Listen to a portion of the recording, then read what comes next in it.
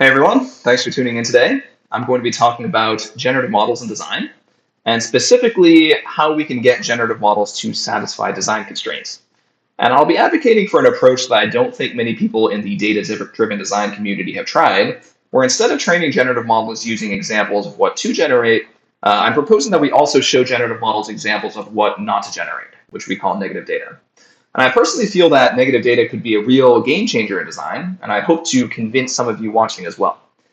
Before I start, I want to acknowledge my co-authors, Giorgio, Akash, Danny, and Faiz. With that, let's get into it. So it's really exciting to be in an age where I can say the words generative AI, and I think a lot of people already know to a certain extent what I'm talking about. Now, a lot of people have actually used GenAI tools themselves, so for the first time, I don't think I really need to sell people on why GenAI is exciting. It's already proven itself as an extremely promising productivity tool in a lot of tasks, and I think most people in the design community have made the connection that, with some enhancements, of course, GenAI can eventually become a valuable design tool as well. Now, a couple of years ago, my colleagues and I published a paper reviewing generative models in design. And since then, we've seen a lot of new developments, but I feel like the main takeaways as I was writing that paper are really still quite relevant today. And in particular, one of the main takeaways is that many GenAI models in design struggled and continue to struggle to satisfy design requirements because GenAI models are really not very precise. Since they're probabilistic, it's very difficult to exert fine control over what they generate. Now, I'll acknowledge that we don't need precision for every design task, right? I think GenAI is already quite practical for conceptual design, for example, but I think many of us would agree that GenAI struggles with detail design, where we need to create something more precise than a rough design concept. And just in case you're not convinced, I'll give you a few examples. I'll start with the framework that propelled GenAI into the mainstream, ChatGPT. So I asked GPT-4 to design a truss with 20 non-overlapping links, and this is what I came up with. And it's pretty awful. And it may not be super surprising that ChatGPT can't design a truss, but maybe you'll be surprised at the fact that this truss actually has 21 links. So not only did ChatGPT fail what we might call an implicit constraint that a truss should probably support itself, but it actually violated an explicit constraint as well. And this is pretty common for statistical models. So you might say, yeah, language models aren't really built for this kind of thing, and we have specialized GenAI models for design tasks. Sure, that's true, but we actually see the same behavior in these specialized models. So take, for example, this GenAI model trained on a dataset of bike frames. It sees the CAD model dimensions of these designs and generates dimensions for new CAD models, but it generates a lot of messed up stuff. So let's have a look what's going on here. This one, the model doesn't know that the junction between the top tube and the head tube should be above the down tube. And the next one, the seat tube thickness parameter is negative, so now it doesn't exist. And I think it goes without saying that many of these designs are functionally inferior, right? So this here, there's a 10 or a 1,000 times difference in compliance between these two frames. So it's very much a problem. And when there are 100 different ways that a generative model could mess up a design, it actually becomes rather unlikely that our model gets every single one of these things right, and it becomes more probable that our generative model will mess at least one thing up. So, and even if I could produce an exhaustive list of constraints, we also just saw in the previous example with 21 links versus 20 that GenAI models fail explicit constraints too. So this is a really difficult task, and I would argue that the current training paradigm for GenAI is really just not sufficient for learning engineering constraints. So let's talk about how GenAI models are trained. GenAI models study an existing collection of data points. They estimate the statistical distribution over these points, and they try to generate new data points from the same distribution. So mathematically, their objective is to maximize the statistical similarity between the data distribution and the learned distribution. So you might say, if there are no constraint-violating designs in the training data, and we perfectly learn this distribution, we should never generate any constraint-violating designs, right? Well, that's technically true, but unless we have infinite data, it's really difficult to perfectly learn this distribution in practice. I'll show you an example that I'm hoping will convince you of this. So let's say I gave you this data set here. what kind of distribution would you say it's sampled from, right? We've got a fair number of data points. Maybe we can guess what kind of distribution it is. Maybe you'd guess a 2D Gaussian. That looks about right. But it's actually this weird thing. We've got a minefield of hidden constraints, which, by the way, means that in each of these red regions, we have zero probability density in all these areas. Now, this should be impossible to figure out given the data set I provided, right? It's as if I asked you to train a binary classifier, but I only gave you examples of one class, right? You say that's totally ridiculous. How can you train a classifier with only examples of one class? But this is exactly what we're asking generative models to learn when we train them for engineering design problems and hope that somehow they will avoid violating design constraints. It's kind of preposterous. So at this point, our solution is probably somewhat obvious, and this is that it's never going to happen unless we show our model examples of constraint violating designs, which I'm going to call negative data. So we'll train with two data sets, right? Positive constraint satisfying designs that we typically train with, but we'll add in this extra data set, which is the negative constraint violating designs. Now, what this allows us to do is better learn probability density. So with positive data, our density estimation might look something like this. But if instead I have a bunch of negative data as well, my density estimation might look something like this. So the negative data effectively gives us much tighter density estimation. And this allows us to satisfy constraints much more reliably. And learning and respecting these tight constraint boundaries is really important in design, because anybody who has done any sort of design optimization will probably tell you that the optimal designs tend to lie right next to the constraint boundaries. So this is actually a huge advantage that we get out of negative data. So the next logical question is probably, where on earth do we get this negative data? Well, first of all, I would argue that negative data is actually quite abundant in design. So if we, for example, have closed form explicit constraints, we can sample as much negative data as we want. But even when we don't have closed form constraints, it's actually quite common to have a data generation pipeline that supports negative data. So I, for one, have generated several data sets over the past few years. And it usually looks something like this. We do some random sampling, we check some constraints, we see if the 3D model builds maybe. If everything is good, we add it to the data set, and if not, we chuck it out. But these designs that we're tossing out, that is free negative data right there. And the beauty of it is that this negative data can really be anything you want. Anything that you don't want your AI model to generate, it can be negative data. So maybe disconnected bike frames or structural topologies or locking mechanisms, meshes with defects. You name it. There's a ton of flexibility here. Anything you don't want your generative model to generate, that can be your negative data. So, all right, I think I've been talking theory for a while now. Let's take a look at some negative data generative models, or as I'll call them, NDGNs.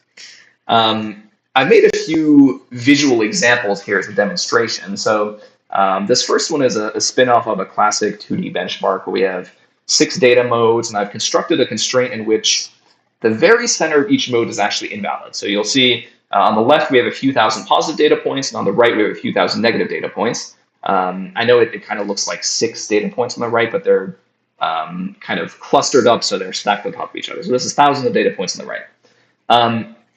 And here's what the vanilla model does. It totally ignores the constraints.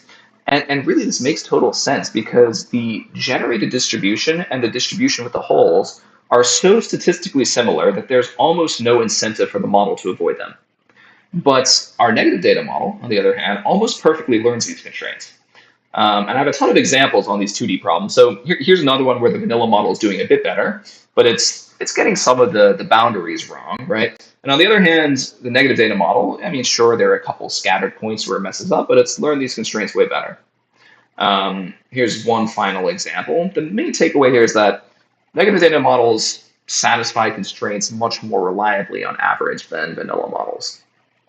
But we also see that they are much more data efficient. So negative data models are more data efficient than vanilla models. We ran the same 2D examples with different sizes of data sets. So one would retrain a vanilla model with 16,000 positive points, and one would retrain a negative data model with 1,000 positives and 1,000 negatives. So this is 1/8 as much data.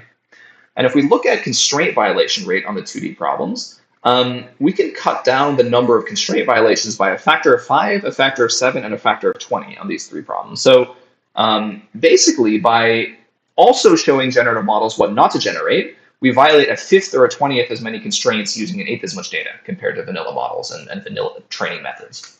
That's a huge leap in efficiency.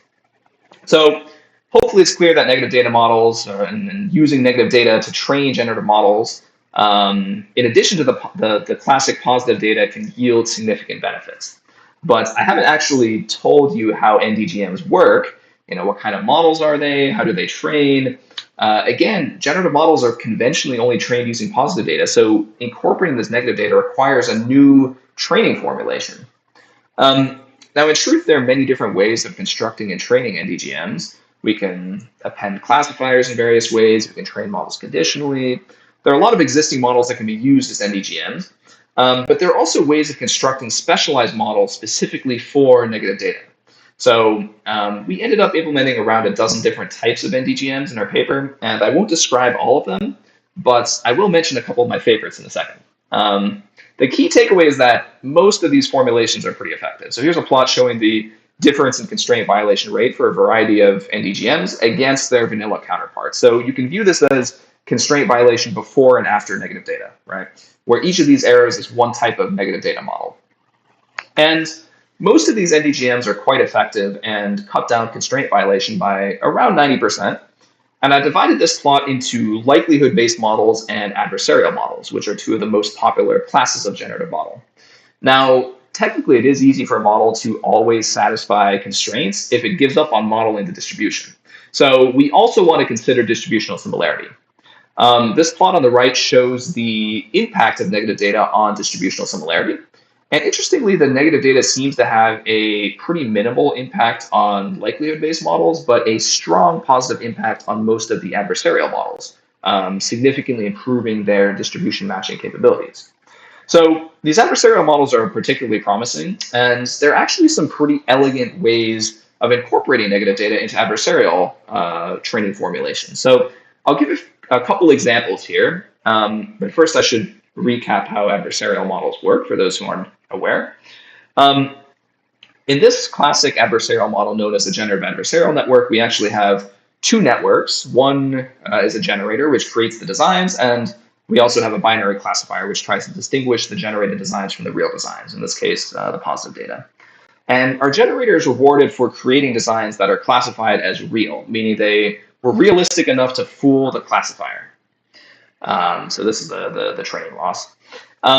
Now, to turn this into an NDGM, we can make a small modification to basically turn this into a multi-class classifier, which distinguishes positive, negative, and fake data.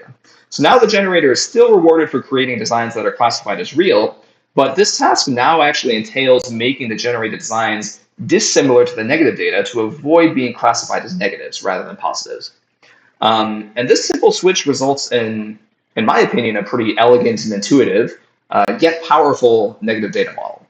In practice, we have found that the model tends to be a bit conservative unless we add a diversity-based loss term, but this works super well. Another option is training with two classifiers, so one that compares the generated data to the negatives and one that compares the generated data to the positives. This also works super well. And we've tested out these NDGM models in a variety of different design-related problems, and they perform quite well across the board. So in this plot, I'm showing the relative improvement in constraint satisfaction between a negative data GAN and a vanilla GAN. And we see pretty significant improvements across the board, and I'll briefly describe the test problems that we tried. So we have an assembly design problem where the center of gravities of different components have to be balanced in this problem. And by the way, this 34% decrease in constraint violation rate actually corresponds to an 11 times increase in constraint satisfaction rate. We also have some structural engineering problems. We have some product design related tasks. We have some component design stuff. So there's a variety of things here. And I will showcase a couple examples. So bike frames. I showed some messed up bike frames generated by vanilla generative models earlier on in the presentation.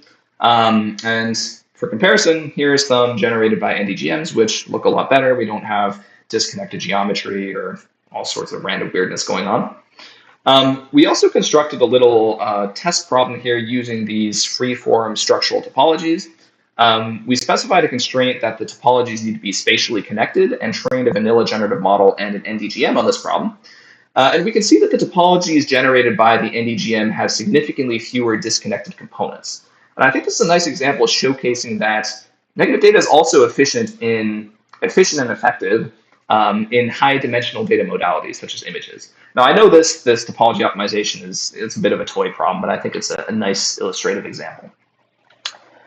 We've also tested different methods for generating negative data. So one approach was a procedural generation approach where we artificially added a disconnected floating patch to valid topologies to constitute the negative data set.